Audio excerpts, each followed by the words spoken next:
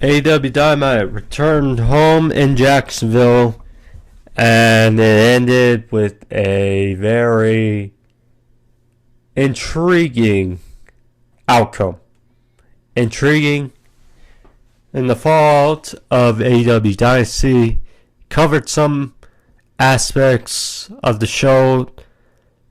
Overall, you could say it was a good show in the fall of Dynasty. Some aspects obviously didn't hit very well for me, which we'll go over. But yeah, and nonetheless, AEW Dynamite, it feels like moving away subtly from the bad taste in our mouth that was the footage from All In a couple weeks ago. Now, off the heels of Dynasty, was a good show, and we're pivoting now to Double or Nothing next month, May 26th, in Las Vegas. So yeah, it appears that it's moving. But first and foremost, gotta thank everyone joining me on the podcast today, and of course, if you're not a subscriber, or if you are an avid listener or watcher and have not subscribed yet, there's that big button in the corner. Please do so. Helps out me, helps out the channel. And yeah, of course, you can find the notification bell as well. Find out when I actually post my videos, because of course, sadly, I'm not as consistent as I want to be. But yeah, nonetheless, thank you guys all, and let's talk AEW Dynamite, shall we? So,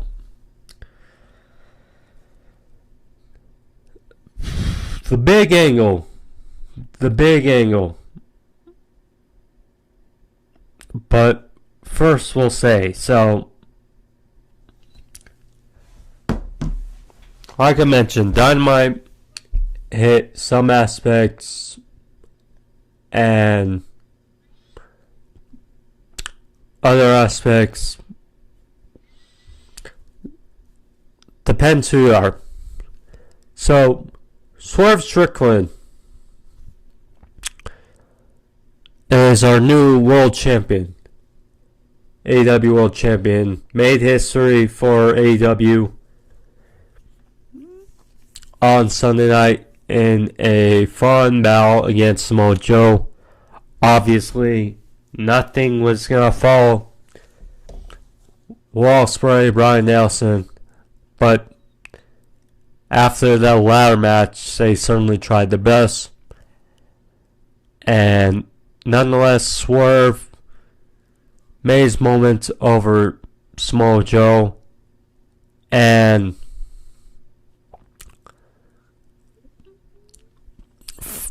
excuse me. So now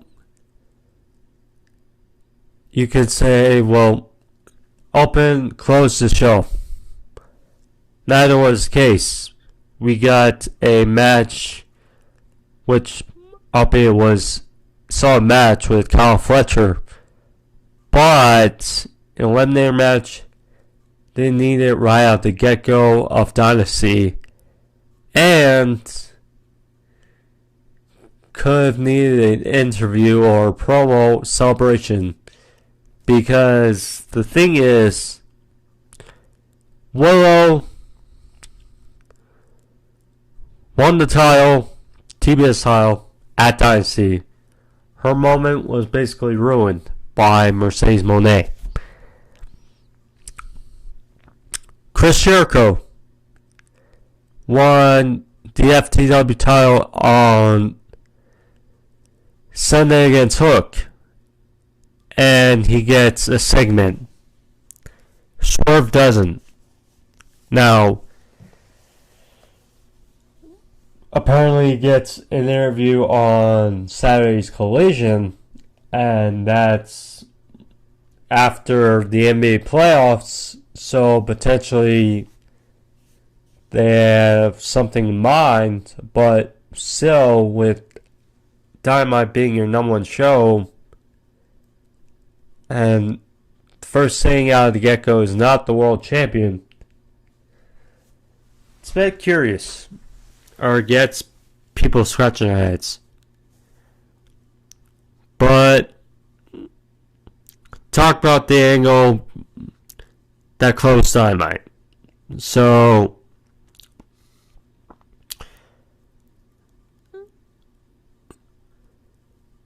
it's funny though, the thing, or I should say the people that opened Dynamite and closed Dynamite were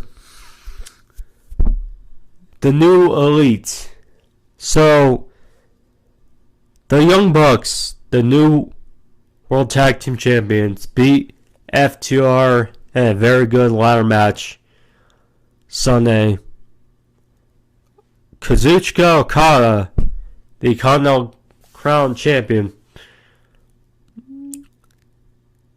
he was there, and then Jack Perry, the way it seems, the scapegoat Jack Perry, who, of course, we have not seen on AEW TV since All In, that scuffle with CM Punk. Punk was fired, Perry was suspended, went to New Japan, did some stuff over there, and now he's back on AEW TV. But the ending of Dynamite. So Jack Perry was out there, called out Tony Khan. Matt Jackson alluded to that they were going to have a talk face to face in the middle of the ring, which they did. And looked like bygones were going to be bygones. And then Jack Perry hits Tony Khan in the gut with a microphone. And then the Elite come out seemingly to save Tony Khan from this whole ruckus or whatever. Instead, they give Tony Khan well, now it's called the Tony Khan driver, no longer the Meltzer driver, so to say. And Tony Khan was laid out in the middle of the ring. Shad Khan, even. First time since we've seen Shad Khan, I think, on AEW TV. Maybe some once before, possibly, but nonetheless, Shad Khan looked concerned for his son. That's how we got the end of Dynamite. So now I'll go over the review and give my thoughts on the way. Give obviously commentary about what happened, and we'll see. So Dynamite, like I said, started with Jack Perry, the Young Bucks, and Okada arriving to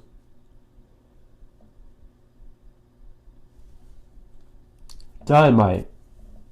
They were out of a limo, and yeah, was interesting. So already we had figured Jack Perry, after his return, lined up with the Elite, and after seeing that little nugget, you could already get the sense.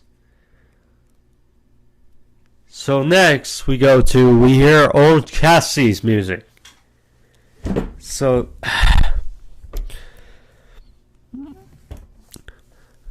above all people, we hear music play first, right out of double or Dynasty, that we hear Orange Cassidy's. And I think some people got annoyed, to be honest, because of this angle with Trent and Chuck ultimately giving an ultimatum on Sunday to Chuck Taylor.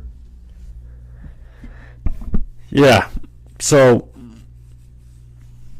Orange Cassidy's music hit, and then we see Orange is blindsided by Trent Beretta, and he's beat up, showing in the middle of the ring.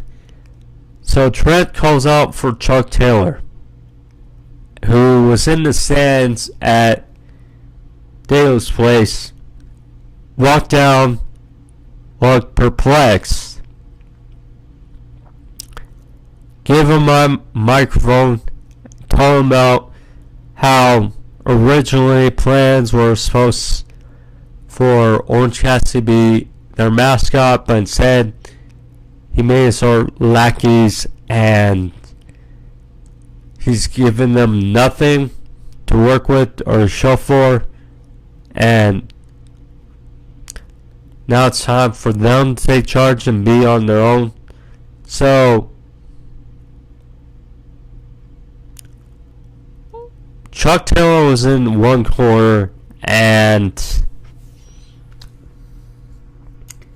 it looked like they were about to hug out, and branch out. And then, right at the last second,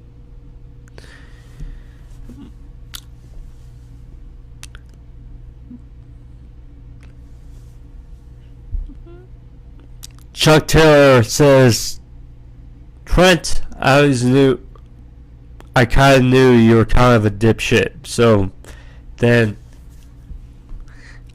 full-fledged attack, and they start blowing a bit, Trent and Chuck Taylor. So Trent scurries, and Chuck Taylor says, AEW won't sync me for a match here, but instead I'll fight you out in the damn parking lot. So there you go. I mean,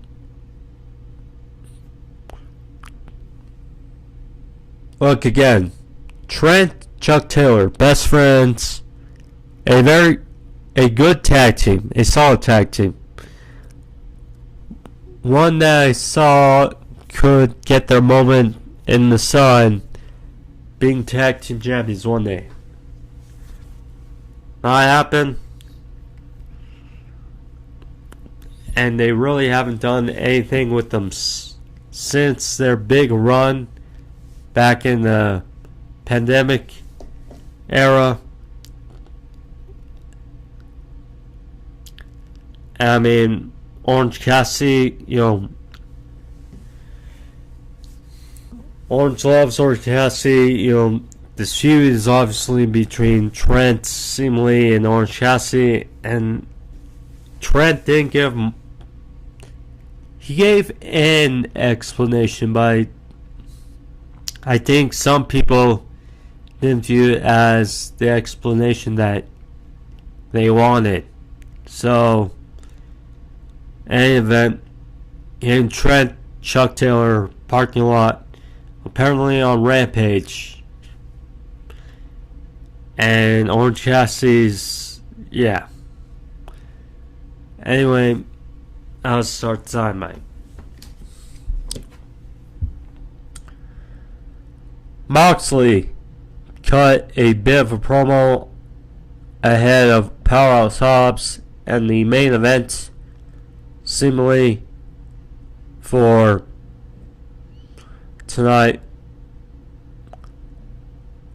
It's definitely much different seeing Moxley bald and in this new look, I'd say, as IWGP World champion. It's certainly good for the title to be getting this exposure on States or in the States for TV.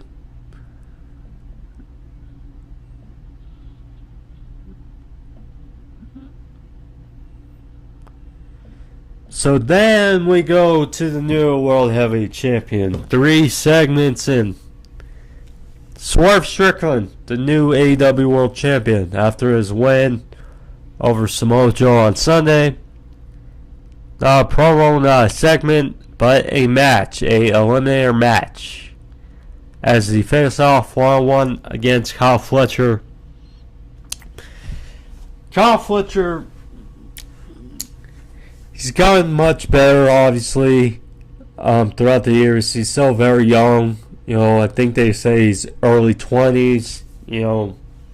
We've seen him against Bryan, we've seen him against Ospreay, etc. We know he can go against Omega. So against Swerve, expects to be a good match. I guess just the feeling was the first thing since Dynasty, it's an eliminator match, and the fact now with monthly pay-per-views and Double or Nothing is next month, I think people were a bit disappointed, although the match was good, and yeah, but just a bit disappointing for people. So out of the break, Swerve targeting the back of Fletcher. He had a big backbreaker, followed with, looked like he was going for a Rings of Saturn almost, and targeting the back similarly of Fletcher. Fletcher would eventually get the advantage back. He would hit some strikes, fall with a super kick, and then a Michinoku driver for separation. So, fighting on the apron, Swerve hit a mean-looking neck breaker on the apron. Some both, well, at least Swerve to the outside. Swerve would then fall with a Swerve stomp on Kyle on the apron. So back in the ring, Swerve went for a house call, but Kyle countered of his own and then locked in a ankle lock, and just like that, Kyle would eventually get advantage back, and then we saw for a number of minutes Swerve's ankle being a focal point, and we also saw at the end, because Swerve was favoring his ankle after Swerve stomp on the apron. So yeah, so Swerve would fire back after getting to the ropes. He hit a up kick, followed with a leaping flatliner, followed with a brainbuster. The way he goes fluidly in that sequence from the flatliner to the brainbuster, it's always one of the cleanest set sequences in professional wrestling currently. So, for a near fall, Swerve went for a tombstone of sorts, and then Kyle had difficulty, but he did counter, and eventually got Swerve up and then hit almost. So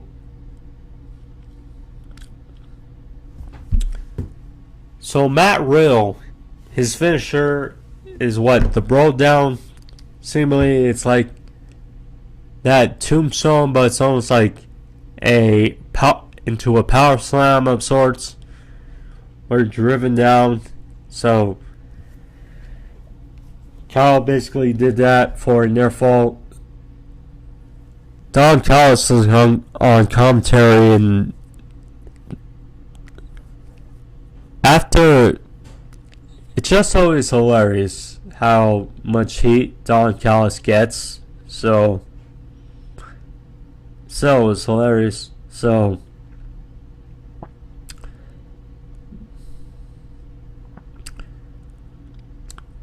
Swerve will eventually win here, so right outcome. So they were on the top rope, and seemingly it looked like Fletcher was going for a brainbuster, but Swerve fought out of it. Fletcher then was tied up almost in a tree wall position and ultimately got hit with a swerve stomp off the top rope.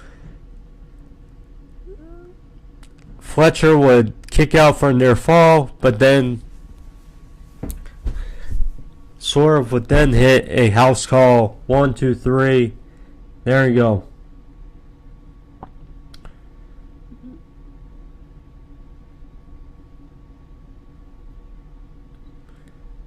So yeah, there you go. Swerve, new era, got a win, champion.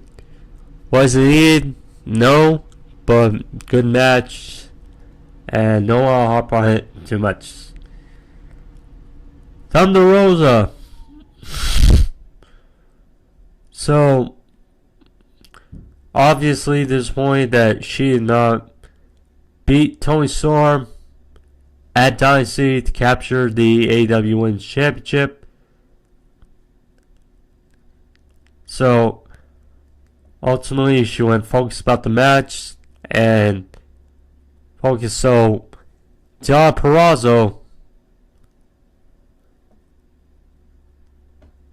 was both in a way it was a blessing in disguise bit for Toni Storm, because Mariah May, she was on the apron and tried to basically distract or help Toni Storm against Thunder Rosa, but in the end Deonna Purrazzo would come out for the save and attack Mariah May. So there you go. So Purrazzo came in, they had a scuffle, and apparently this side angle rivalry seems to be not finished. You know, at first they were partners, didn't turn out to be the case, as Deonna was not happy, and well, they're feuding. So there you go. I assume this is going to lead a match sometime down the road.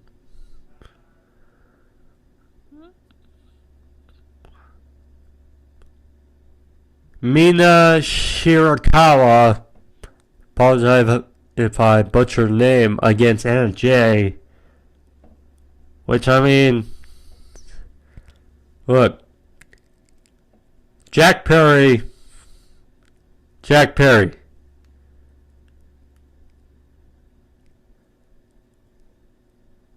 So, Jack Perry was able to beat up the boss, you know, get paid a good payday. He's hanging out with Bucks and Okada, and gets going there, Jay. What some stallion Jack Perry is. So, this match, look, Mina Shirakawa, okay, so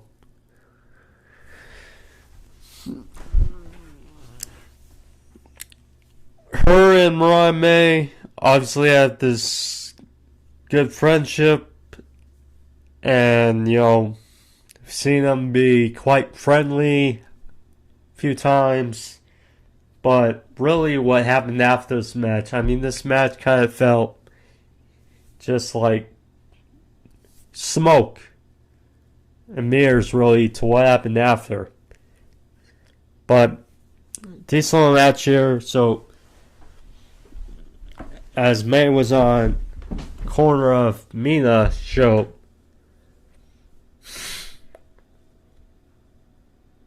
Jay had Mina in the Queen Slayer sleeper hold, but Mina would fly out and locked in the crossface chicken wing pin up on Anna Jay 1, 2, 3 and get the win. So after, looked like they were about to celebrate. And then Anna Jay was not too happy. She attacked Mina and Mariah May, which Tony Storm, Miss Timeless, did not take too kindly to. So she ran out for the save on her people, Mariah May, and there was that. So Anna Jay left, and then we hear the Professor, Serena Deeb's music hit, who we have not seen a bit, but apparently is on the feed this year on AEW television. So she was out there and she sat on the rampway where the AEW Women's Championship was, and she basically said, well, I could do the prototypical thing of holding this title above my head, but instead she'll make it known to everybody that next time she holds this championship, it will belong to me. And Tony Storm was holding Mariah May, and she was not too pleased. So, my guess is this the direction Tony Storm, Serena Deeb for Double or Nothing. Albeit it looks like a fun match, but I'm not sure people are going to take too kindly. Perhaps. Or some people may, some people not. Because Serena Deeb's involvement seemingly on AEW this year.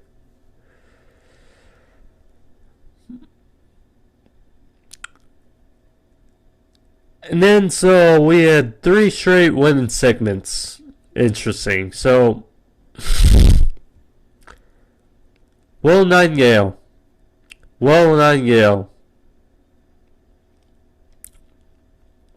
So,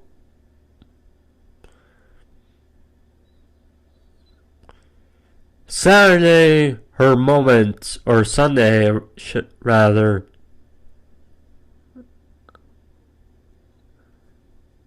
sinks because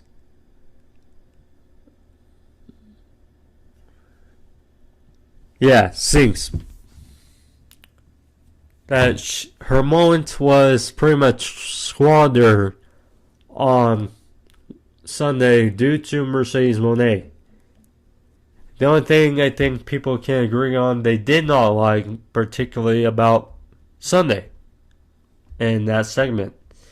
So, but she had more of a moment on Wednesday. She was out there with Stokely, Chris, in the middle of the ring. She was there to thank everybody, being her own, before getting interrupted by Mercedes, and talked about how it's always been a year, and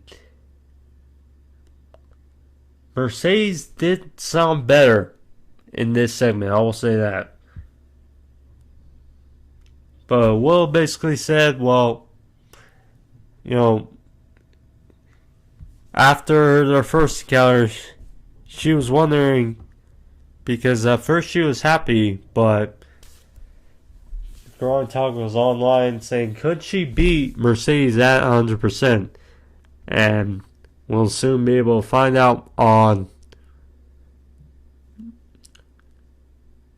Double or Nothing, because I don't think Will's walking out of Las Vegas TBS champion. That's just a hunch. I think we can agree.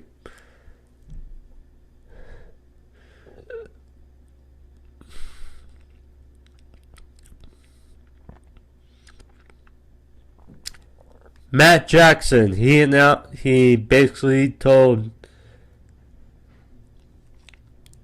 Alex Marvez in an interview backstage that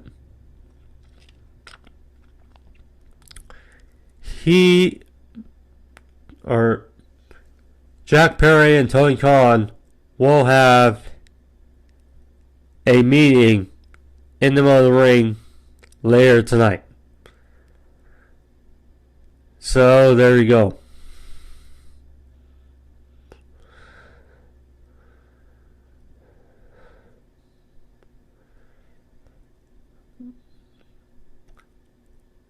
Besides, so it feels like the second half of this show, really was better because, you had the Will Mercedes segment and then going to this match, which, albeit, had me confused at first, because I wasn't paying that much attention, but we had a Casino Gauntlet match. Jay White versus Dante Martin versus Penta El Zero versus Commander versus Will Ospreay versus Lance Archer versus Jay Lethal. Winner goes to face Roderick Strong at Double or Nothing for the International Championship. Now, already off the bat, you can tell that two guys pretty much above the rest about what's been happening lately. Jay White, Will Ospreay, based on what's been happening recently, think to yourself, why does he need me a gauntlet match to get a title shot here? But in a way, it felt like more of a tease for certain feuds, I think, is what Tony Khan was getting out of. Because, the biggest moment of the match was Jay White and Will Ospreay. The history between those two, and, the match feud between these guys in a singles feud would definitely be great. So you could tell from the discrepancy or gap between what these competitors have done lately. Take Ospreay out of the picture. White has been feuding basically for the Trios Championships with the Guns. Lance Archer's barely on TV, which annoys me still. Dante Martin,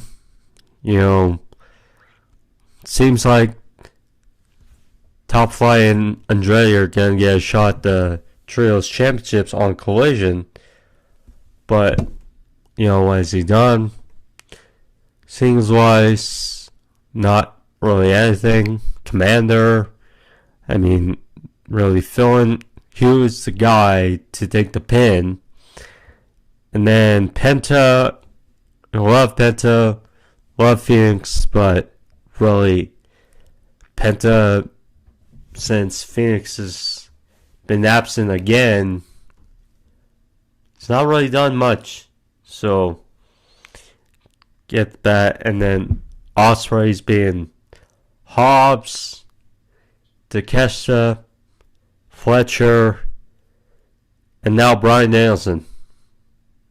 So, I mean, right off the bat, people are going to be confused as to why Ospreay had to go through all these guys just to get to Roddy for a shot at the International Championship.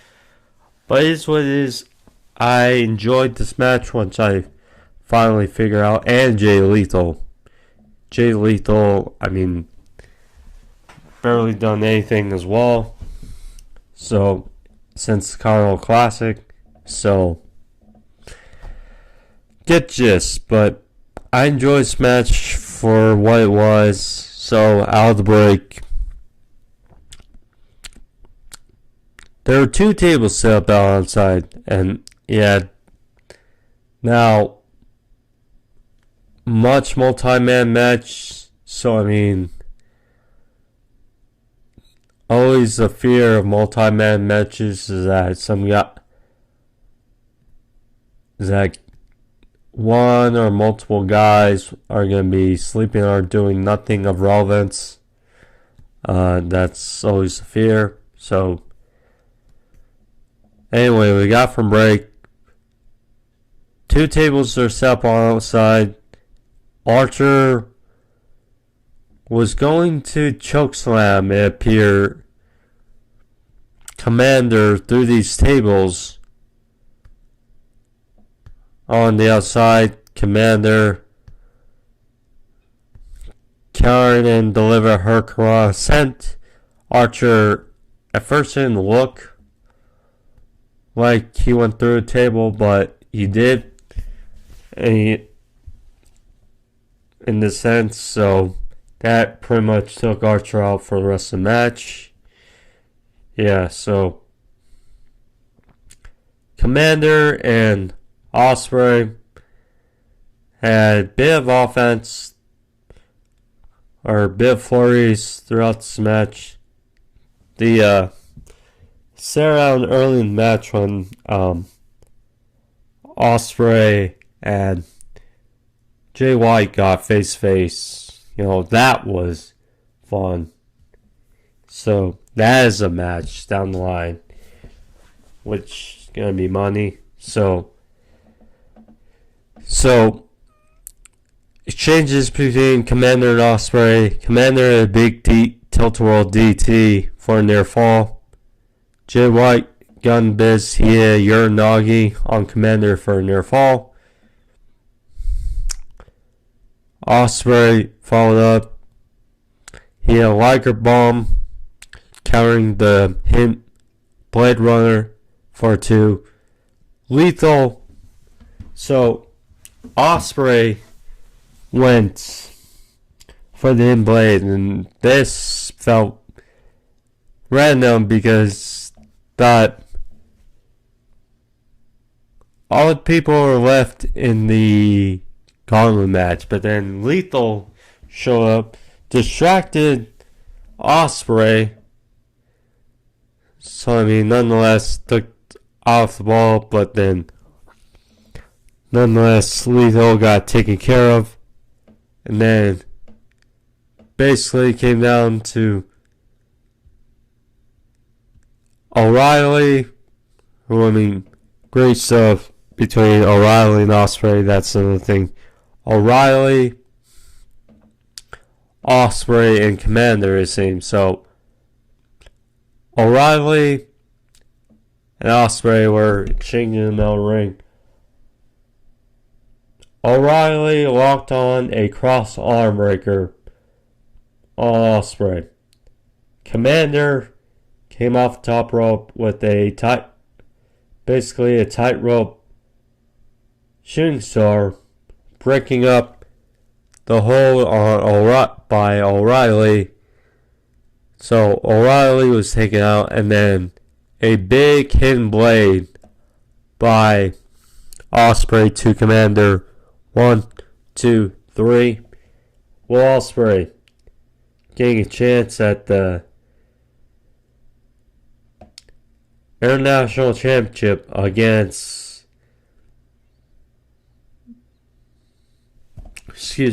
Roderick Strong at Double or Nothing. Other thing, so the Undisputed Kingdom, the rest of it, came out to support Roderick Strong. And, Cole versus Ospreay, that's another thing. Cole versus, or Ospreay versus Wardlow, it seems. But this will be a fun match, Ospreay versus Strong.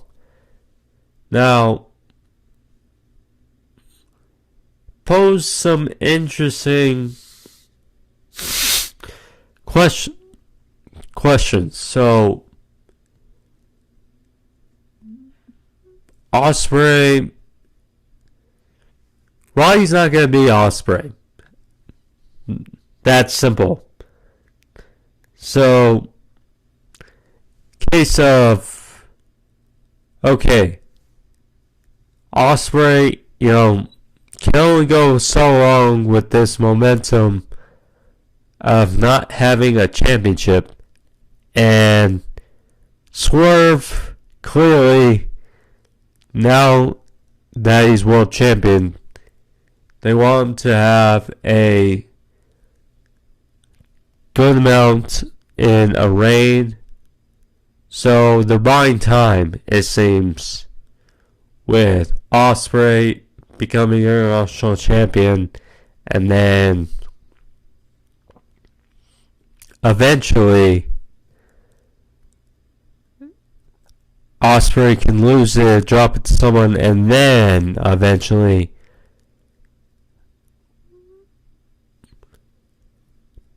Ospreay can vie for the world title. That's an interesting dilemma. Plus, of course, the International Championship is the only title besides the Colorado Crown, the only men's title that's being held by a heel. Because Adam Copeland, the TNT champion, and it seems like he's going to face Malachi Black for all intents and purposes at Double or Nothing, which will be a fun match in itself. So, yeah, interesting,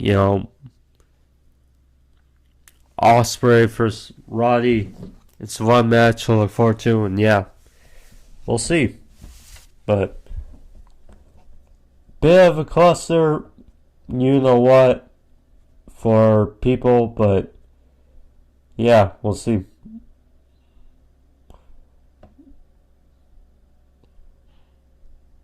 Chris Jericho, who now appears to be the learning tree. So, he beats Hook at Dynasty to become the international champion, or the FTW champion, excuse me. Just talked about it. So,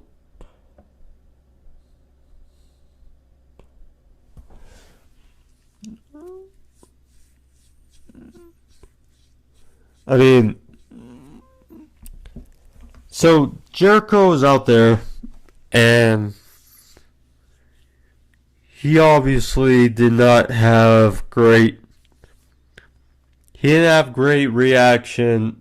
He had more go away heat than anything at Dynasty. And the feel about him is just not great. So he was out there, he praised Victory Sync and said he wanted to First of all, Taz was disgusted for Jericho having basically his title. Said he wanted to change the title, and it being and now it is the FTW title, meaning he wants it to be for the world, meaning for all of them.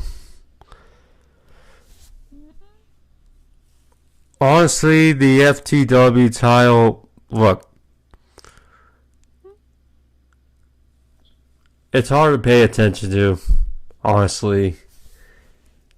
It's like, we already have enough titles, and the fact that they keep saying that it's a non-recognized title, yet they're defending it, I mean, it's annoying.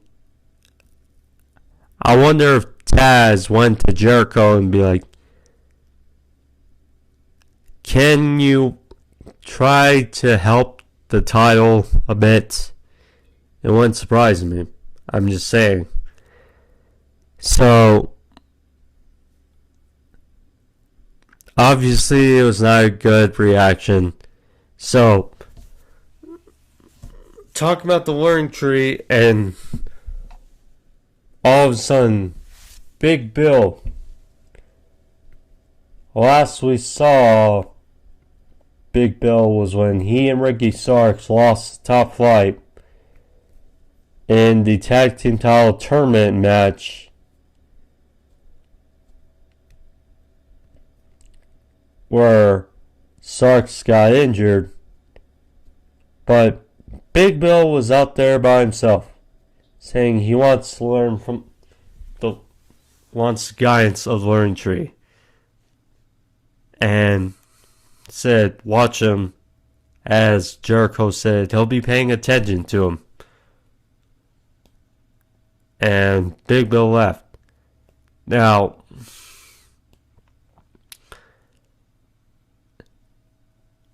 Starks,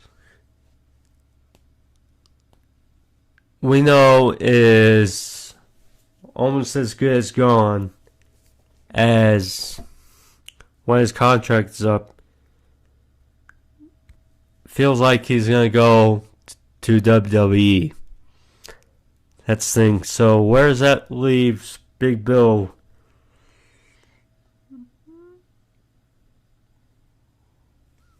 Who, quite frankly, since his pairing with Ricky Starks, he's done well, and it's been fun to see.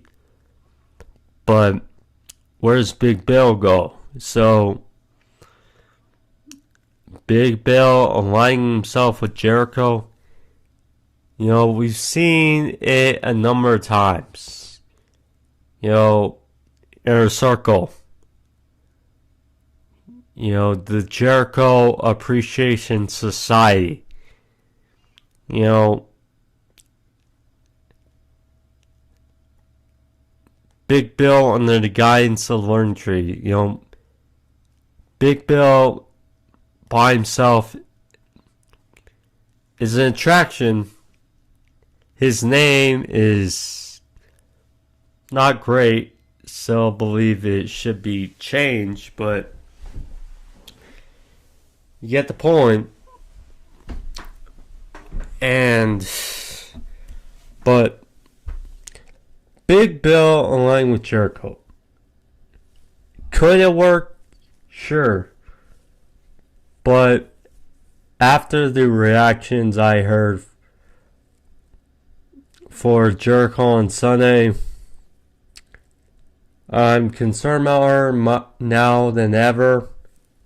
And Jericho, look, the FTW title, people could honestly, it's just, are just annoyed with seeing the title, kind of feels like. So, and plus, Jericho has go away heat. That's not going to bode well for Big Bill, in a way. So, I don't know. We'll see, I guess. We'll see.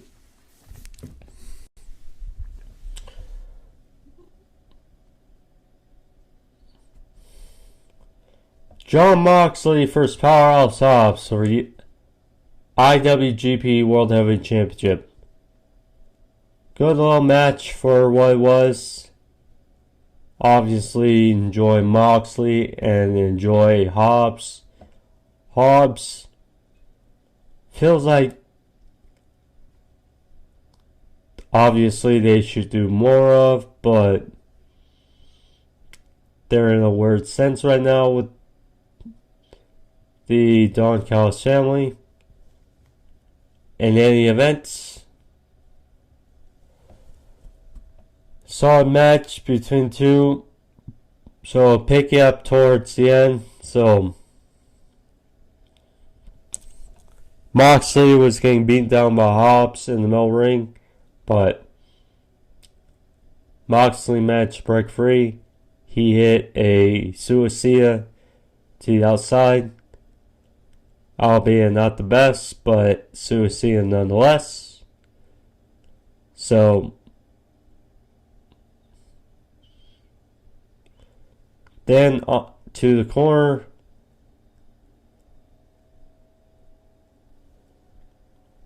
Moxley was wailing on Hobbs. He then hit a paradigm shift and locked in the choke, or went for the paradigm shift for a near fall, and then locked in a choke in which Hobbs passed out.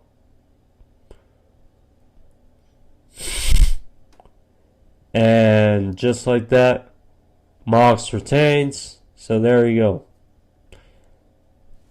And after we saw a fellow member of the Don Callis family make his presence felt and made his intentions known as well. Konosuke Takeshita. Interesting. It's as if he wants the IWGP World Heavyweight Championship. Moxley versus Takeshita for the new IWGP World Heavyweight Championship. Pretty interesting. And it's funny, but it could happen at Double or Nothing. Give Mox another credible, in a way, defense in the States before defending it at Forbidden Door. That's interesting, to say the least.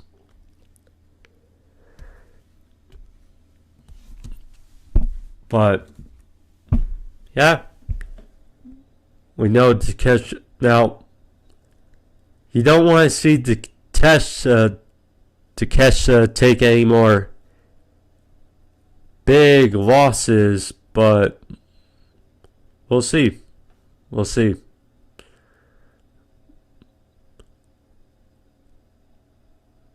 Jack Perry. Then we get to the main event segment. Jack Perry.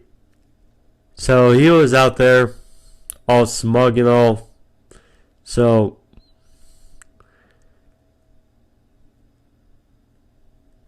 Jack Perry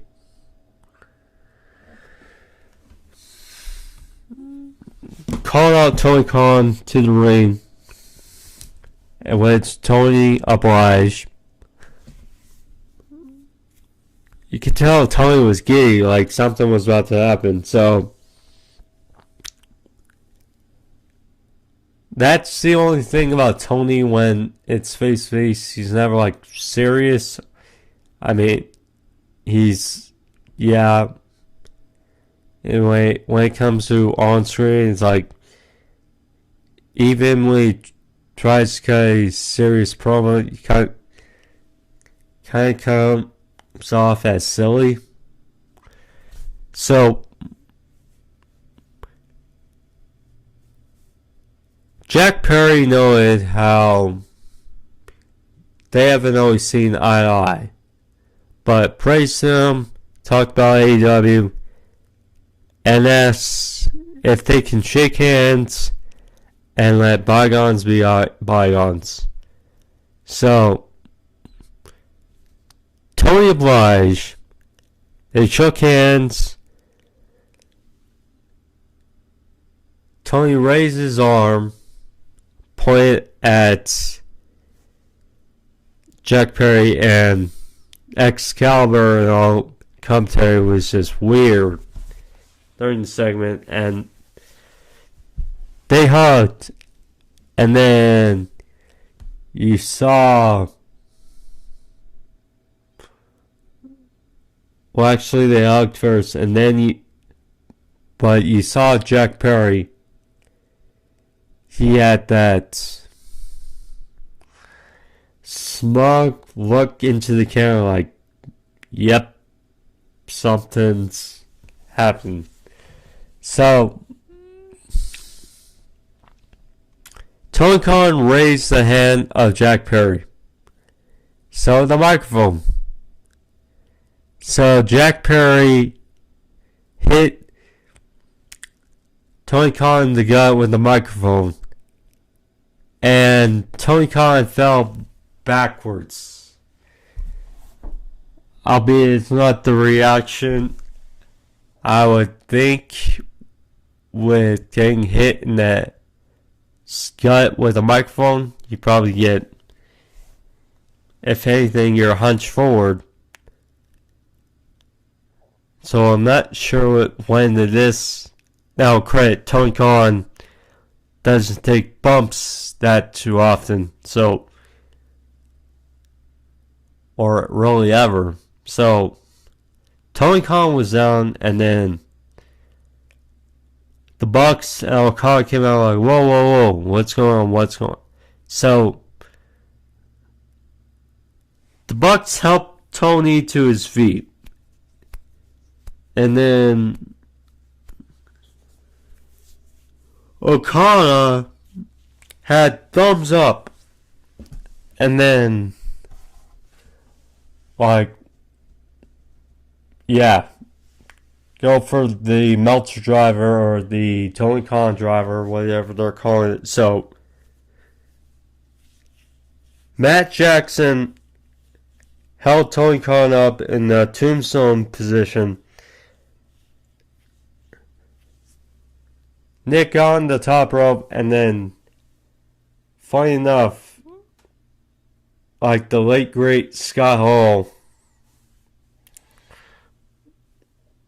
would do for the NWO, Okada did one of these, the whole side point thing, and then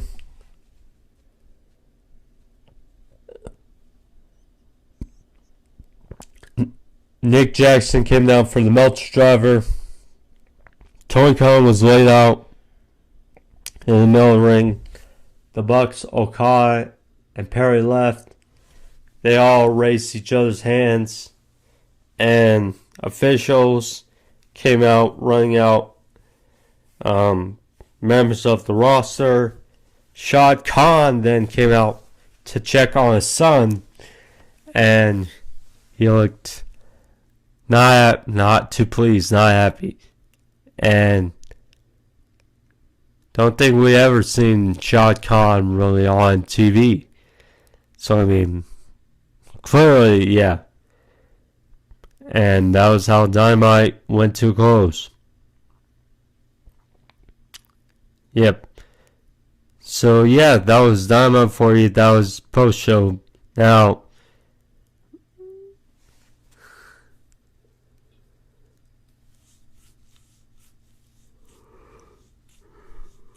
was it a good high angle to end Dynamite? Yes.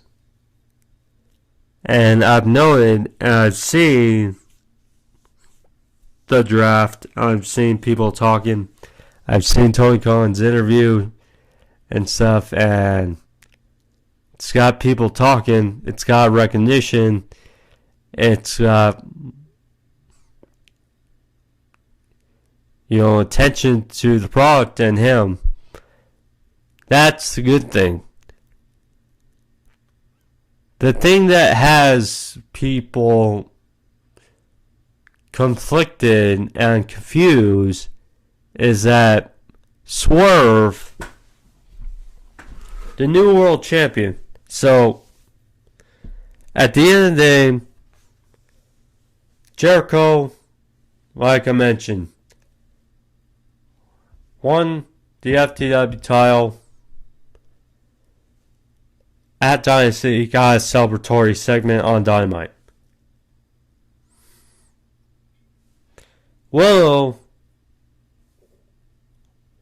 won the title at Dynasty, got a bit of a celebratory segment before getting interrupted by Mercedes.